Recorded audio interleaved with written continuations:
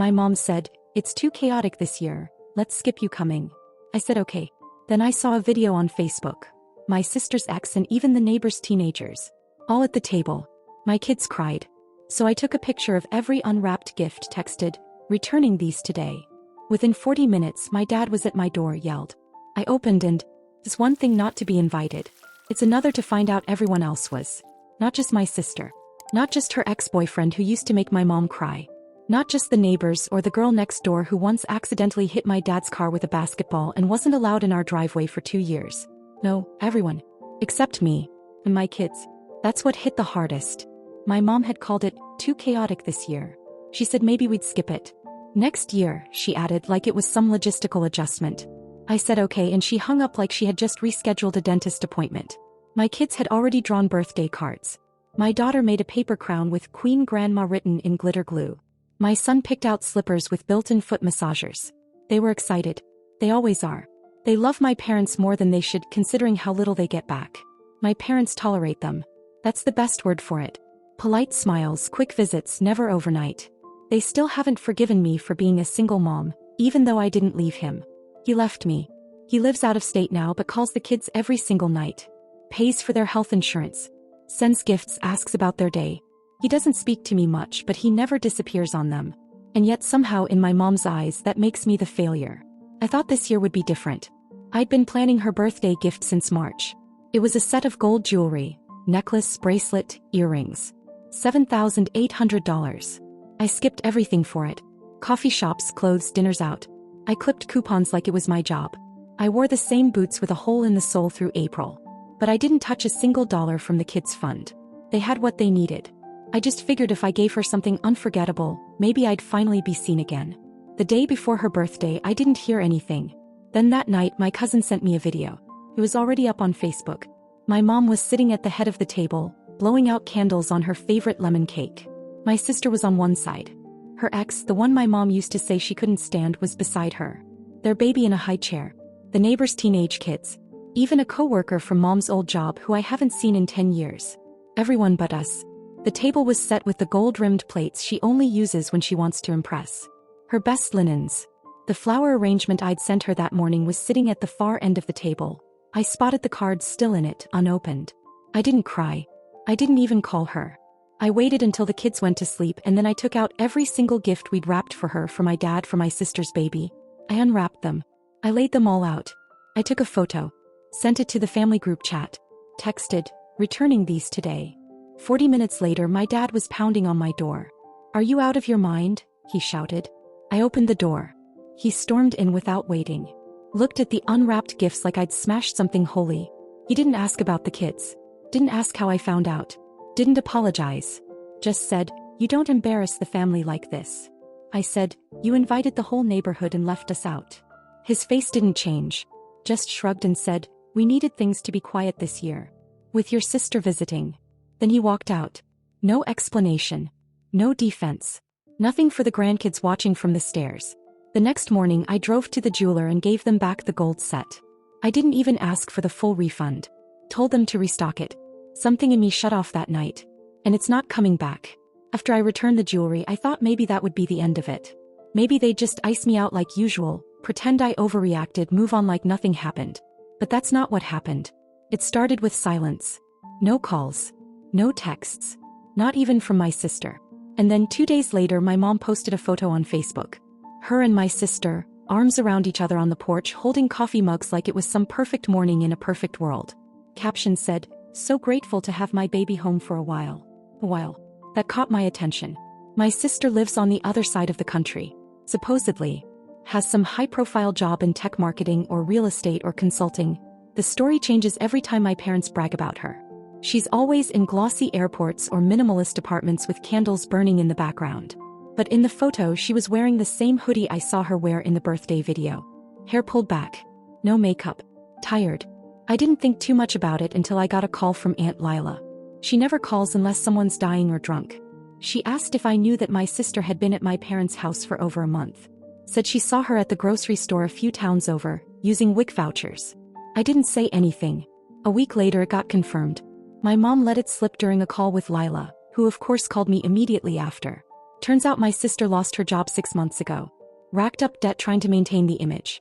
Sold her furniture before she flew home, and showed up with 2 suitcases and a very different story. My parents didn't tell anyone. They wanted it to look like she was just visiting. Still golden. Still successful. But now she's been living there. In the room that used to be mine. They're covering her car insurance. Paying her phone bill. Pretending like it's temporary. Meanwhile, I was still hearing nothing from them. No apologies. No explanation. That weekend I got a message from my dad. Short. Said, "Can we talk?" I didn't answer. 3 hours later, another one. This time from my mom. "Your sister's going through something. It's been very hard on all of us. We need to talk." I stared at that message for a long time. Not a word about what they did to my kids. Not a word about the dinner, the gifts, the screaming on my porch. Just a request. I ignored it. 3 days later, my sister texted me. Said she wanted to clear the air. I asked, "Why now?" She replied, "They think you might be willing to help." There was. Not sorry. Just desperate. I didn't answer my sister's text right away. I waited 2 days. Let her sit with it. She sent a follow-up, a voice note which I didn't open. Then another message. "I didn't know they weren't inviting you." I swear. I didn't believe her. Maybe she didn't know at first. But she definitely knew once the food was being passed around the table and my kids weren't there. She knew when my chair sat empty. Still, I replied, "What is it that they want?" She wrote back, "I think they want you to help me. Financially." Just like that. No easing into it. No pretending they wanted to fix things. I almost laughed. They wanted money. From the daughter they told to stay away. From the daughter whose kids weren't even good enough to sit at the table. I didn't reply. Instead, I texted my mom and said we could talk. In person. She replied with, "Oh, thank God. Your dad and I were hoping we could all move past this." She said they'd be over that weekend. I told her I'd cook. When they showed up, my mom brought a pie. My dad brought nothing but his usual self-righteousness. They walked in like nothing happened. Said hi to the kids. My daughter clung to me. My son didn't look up from his tablet. We sat down. I served lunch. We made small talk. Then my mom sighed and said, "You know your sister's situation. She's been having a rough time. It's not her fault the company downsized. We were hoping you could, maybe just help her get back on her feet." I nodded like I was considering it. Like I was feeling charitable. Then I said, "Sure. I'll help her find a job." She blinked. "Well, yes. But we meant maybe something more immediate. Like rent. Groceries. Or maybe something to help her get her car back in shape." I smiled. Helping her find a job is immediate. My dad cut in, voice clipped. "She's not used to working that kind of job. She needs something that matches her background." I said, "She can match whatever she's got left." They went quiet for a while. My mom looked around the room like it would give her some leverage. Saw the new couch. The updated kitchen tiles. All paid for with my money. My work. My choices. Then she said it. "If you're going to be like this, we'll just have to get by without your help." I stood up. Took her pie. Set it gently in the trash. "Hey," I said. They left without another word. That night I emailed a friend who works in staffing. Told her I had a candidate with a college degree and some gaps in employment.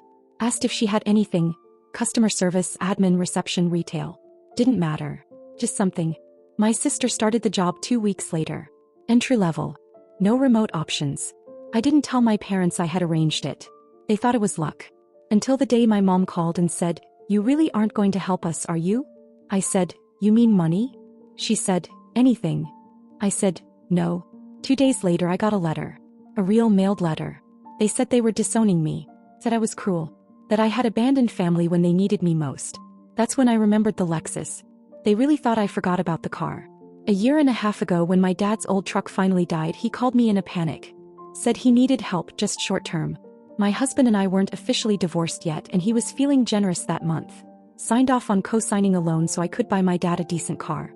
Something reliable. Something that wouldn't break down when my mom wanted to drive to her book club. We bought them a Lexus.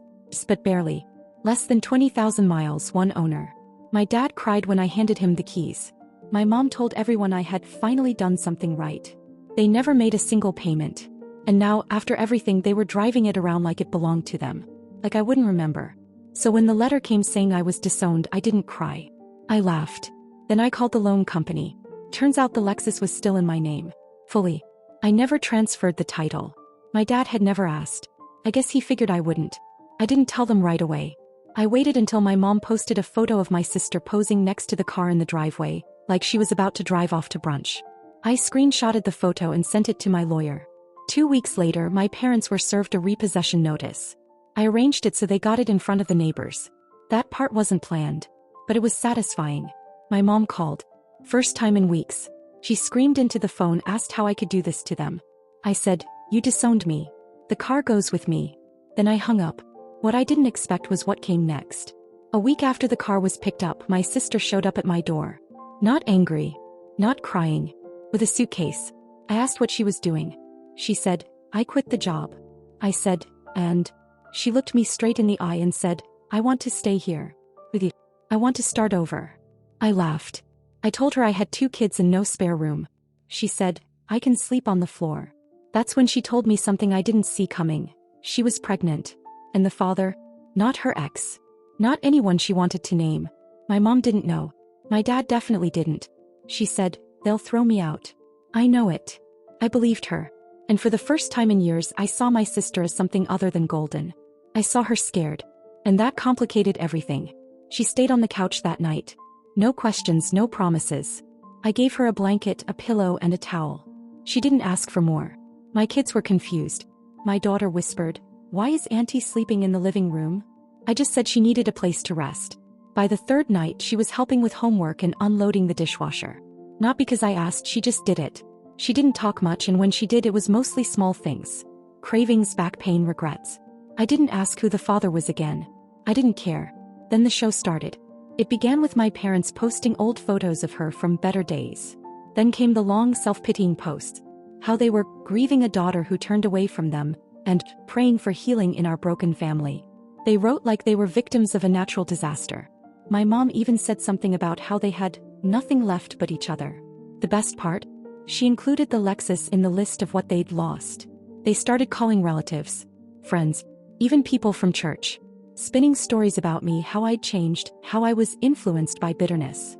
My aunt called and asked why I'd stolen the car. I sent her the title paperwork. Silence after that. But then the doorbell rang. It was my mom. She looked straight through me and said she was here to see her daughter.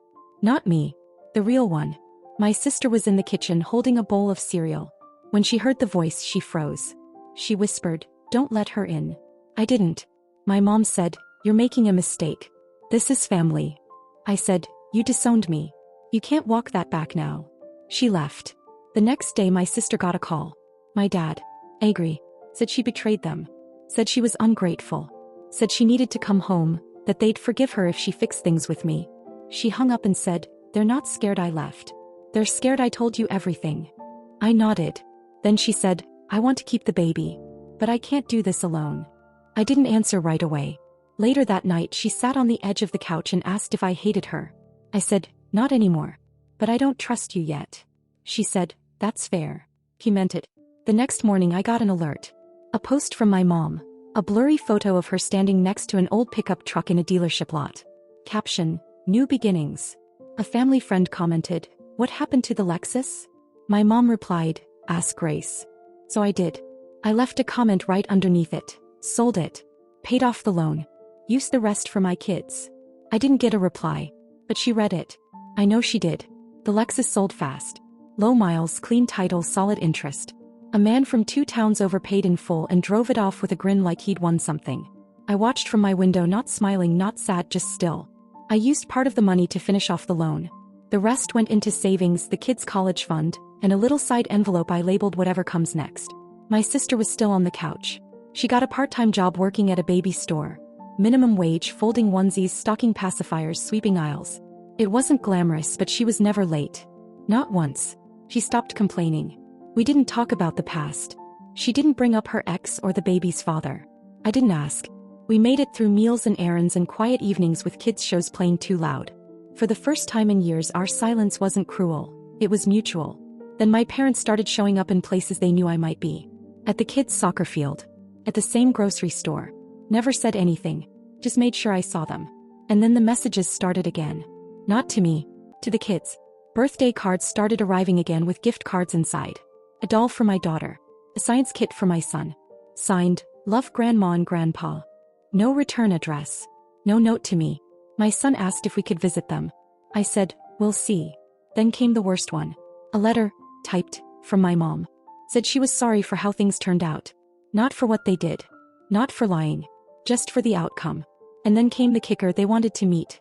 Said they wanted to clear the air, start over, and that they missed their family.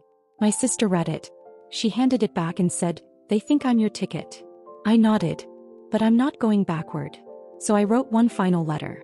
I didn't curse. I didn't accuse. I said this. I'm glad you love your version of family. I'm building mine. But it won't include people who only see my children as footnotes. You can explain that however you want. I'm not going to explain myself anymore. And then I blocked them. Phone. Social media. Everything. That night my daughter climbed into my lap and said, Grandma forgot about us, didn't she? I said, no. She just didn't know how to treat you right. She nodded. Like she understood more than she should have. We never saw the pickup truck. My mom stopped posting pictures. My dad apparently told people I ruined their life. But something changed because people stopped believing them. Relatives started reaching out. Quietly. Saying they were sorry. That they didn't know everything. That they should have asked. I didn't want their sympathy. I just wanted peace. And that's exactly what I kept. No more doorbells. No more begging. No more performances. Just me, my kids, my sister, and a different kind of family. One that isn't built on shame. But one we built ourselves. It's been 2 weeks since I cut them off for good. I really thought that would be the end of it. I imagined peace, some quiet evenings, a routine. Nothing dramatic. But then last Wednesday I got a knock on the door around 9 p.m. It wasn't my parents. It was the wife of the man who bought the Lexus. She looked confused. Said she didn't mean to bother me but wanted to ask some questions. Apparently, a week after he drove it home he started getting notes on his windshield.